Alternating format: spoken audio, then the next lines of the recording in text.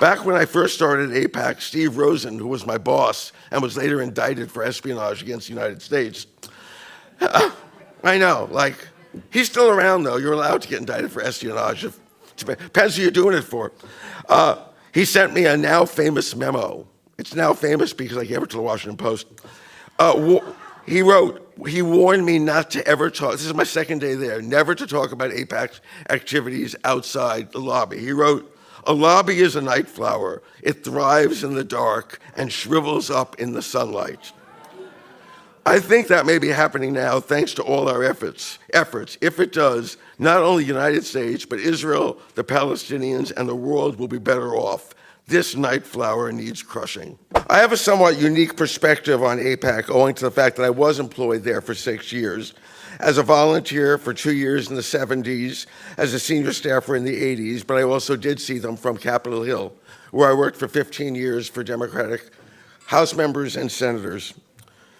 One of my tasks at AIPAC was writing its manual about Israel and the Arabs, designed to be used as a guide by students, congressional staffers, rabbis, etc., to defend Israel against the lies being told by the other side. It's called Myths and Facts, although inside of AIPAC it was always called Myths and Myths. You know, myth. This is standard Hasbara. Myth. They say the Palestinians were driven from their homes by the Israeli army in 1948. Fact. The Palestinians actually left their homes in what became Israel in search of better lives in the West Bank and Gaza. That was part of my job, was writing this stuff, but these myths have been around much longer than I've been. I will use the frame Myths and Facts to address the most common misconceptions about AIPAC as I see them. And I want to clarify at this point, I left AIPAC in 1986, and after that I've only dealt with them from the outside, from Capitol Hill, and not as a staffer. I didn't leave there under bad terms. I wasn't fired from AIPAC. In fact, when I left in 86, it wasn't as right-wing as it subsequently became. So I'm not grinding an axe when I tell you, when you hear my feelings about that organization that was my employer. But the first myth I want to deal with is kind of a pro-AIPAC myth. It is that AIPAC's role in intimidating members of Congress to support its demands through the use of financial pressure and intimidation is unique. That this pressure is an aberration invented by Israel's supporters to advance the Israel's government's goals. Fact, AIPAC is not an aberration. Basically, every decision Congress makes is made with an eye on who has the money and how can a legislator either get some of it or avoid it being deployed against them. No, not every decision is based on money. But issues like abortion, for instance, which is a religious kind of issue, is not based on money. But everything else is. Most notably, issues relating to banks, guns, Wall Street, labor, regulations to protect consumer, healthcare, the environment, etc. And especially combating any effort to prevent or reduce the effects of climate change, like when the Koch brothers fight and lobby and use their money to prevent the development of alternative energy sources. I can hardly think of anything that AIPAC does that is less patriotic than the fact that the Koch brothers and their lobby go out there into state legislatures and city councils to make sure that they don't authorize wind farms to allow us to be less dependent on Middle East oil. They don't care about the Middle East oil part, they care about money in their own pocket. That's our system today. Yes, Middle East policy is determined by the highest bidder, which is AIPAC. But pretty much every policy discussed on Capitol Hill is determined by those with the money. If that means that democracy in America is itself a myth, so be it. Because frankly, that is what I believe. It is not just AIPAC that is all about the money. It is everything that comes before Congress, and that's a fact. And I say that for 15 years of being up there and watching it and benefiting from it too, because you raise money from for your bosses from the special interests that want him to do stuff for them. The lobby supporters, of course, argue that it is love for Israel, the supposed fellow democracy, that is behind its support. But that was never evident to me. Yes, there are members of Congress who are true believers who, quote, love Israel and are sincerely devoted to its interests as those legislatures or Netanyahu sees those interests. But they are very few. In fact, of the 29 Jewish legislators currently serving, most had little or no involvement with Israel before entering politics, with most making their first visits to Israel as either candidates for office or once they were able to visit on free junkets. Yes, they all talk about loving Israel, about having grown up on Israel, about learning about Israel in Hebrew school, but take it with a grain of salt. Barney Frank, now retired, who was a reliable AIPAC supporter, talked a good game about his love for Israel, but it wasn't intense enough to merit more than one reference in his just published 300-page autobiography, and he just mentions it in passing with a whole bunch of other countries. Where was Barney's love? It's not in his book. It's not there. Yes, most of the Jews in Congress care about Israel. Most Jews do.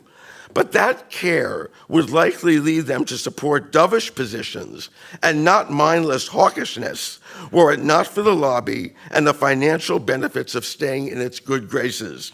After all but one of the Jewish members of Congress are Democrats and liberals who hold dovish views on every other foreign policy issue except Israel, where for some reason they become raving hawks. Same with non-Jewish Democratic supporters of Israel. Same thing. Honestly, can anyone believe that Bernie Sanders really believed that the Gaza war was a good idea? Or Elizabeth Warren? Or Al Franken? Or any of the other big-time progressive types who supported it or at the very least refused to condemn it? Not even expressing a word of sympathy for the killing of kids on a beach. They couldn't say it. If you watch, there are tapes, you see them on YouTube, of Bernie Sanders screaming at constituents who brought up the slaughter in Gaza, and Elizabeth Warren literally running away from a constituent who asked a question. The same applies to the Democrats who are joining Republicans to fight the Iran agreement. These are people who always favor diplomacy over war, and certainly who support their Democratic president, especially when it comes to a diplomatic breakthrough like this, but not this time. At this point, we don't know how many Democrats will fight Obama on lifting Iran sanctions, but it may be enough to override his veto. Just think about that. Congressmen voting to override a veto by a president from their own party. Why would they do that? The answer is that their position on this issue of war and peace is dictated by their determination to please AIPAC donors. Chuck Schumer deserves special mention here, the next leader of Democrats in the Senate. His rise to the majority leader post, or minority, whatever it is going to be when he comes in, majority or minority leader, does not stem only from his charm, brilliance, or ability to place himself in front of television cameras. It comes from his ability to raise money from his base, which is viewed as, and in fact is, Wall Street and pro-Israel donors. Schumer no more loves Israel than he loves Wall Street, but he loves the money that these two sources provide to his campaign coffers. And through his efforts as the Democratic Senate as chair of the Democratic Campaign Committee to his colleagues in the Democratic Party itself. He became head of the campaign committee, would raise money from AIPAC, raise money from Wall Street, and then dole it out to all his friends in the party who are up for re-election. And then they know where it comes from. This is important to note. Pro-Israel donors and AIPAC give so much money to candidates that the Democratic Party has for years been choosing only those closest to the lobby to run their campaign fundraising operations. That is why Rahm Emanuel got to be chair of the Democratic Congressional Campaign Committee, putting him both in place to block any candidate not sympathetic to AIPAC from running, which he did. He also blocked Arab Americans from running for Congress, and to grease his ascent to the top.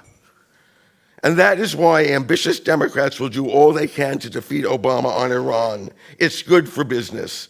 As the song goes, what's love got to do with it?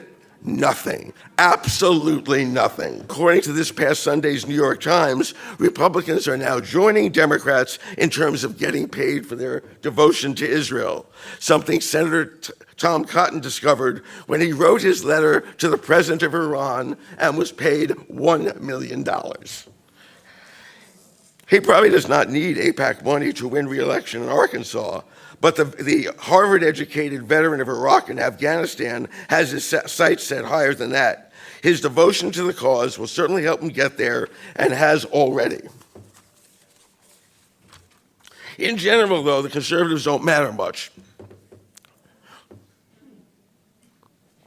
on matters relating to Israel. One, even for the most zealous defender of Israel in the Republican caucus, Israel is not central to them or their fundraising, not central to the way fighting against gays or abortions or Obama or illegal immigration. Those are all their big issues. Yes, there is Sheldon Adelson and a few others who give money to right-wing candidates, but given that 80% of Jews are Democrats, as are the overwhelming majority of Jewish donors, these Christian conservatives are pretty insignificant in terms of the big picture. In all my years on Capitol Hill, I never heard a single staff member say that they had to vote for some Palestinians don't exist resolution that was on the House floor because they're afraid of the Christians.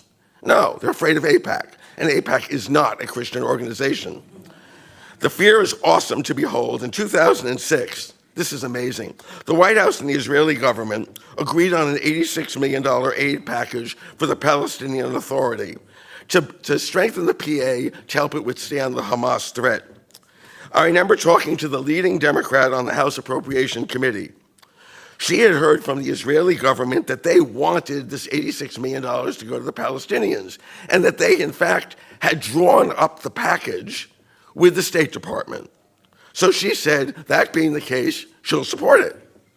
Next thing I heard, she was opposing it. In fact, she said she would cut the sum in half, which she did. I paid her another call. Why had she changed her mind with the president and the Israeli prime minister in agreement behind it? She said, after she spoke to me about it, she met with a senior AIPAC lobbyist who told her to cut it in half. I asked her why, and she said, they don't think it's the right time. So it's not just the United States government that Israel is stronger than, it's the Israeli government too. Now, this legislator has a safe seat, but like Schumer, she was always in the fundraising business for herself, for other candidates, and she also became head of the Democratic Congressional Campaign Committee. Her loyalty was not to Israel, but to AIPAC itself. After all, the Israeli government may be calling the shots, but it is AIPAC that is coordinating the PACs, and far more important than the PACs, the individual donors. A lot more money goes to members of Congress from individual donors than from PACs.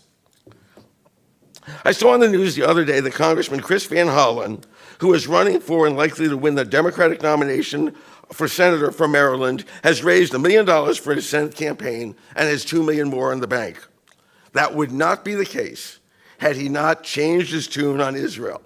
Back in 2006, Chris Van Hollen got into deep hot water with the lobby when he criticized Israel's conduct of the war with Hezbollah. He expressed support for Secretary Condoleezza Rice's statement that Israel was not taking care to avoid civilian casualties.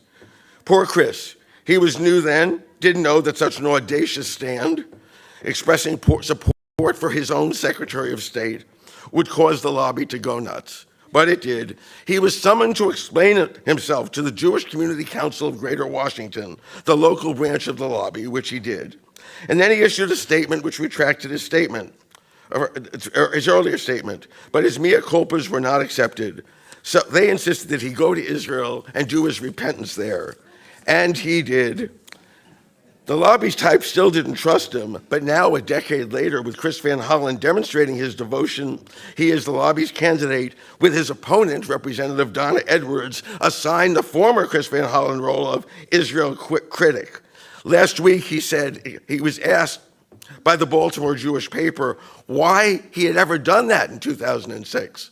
What were you thinking?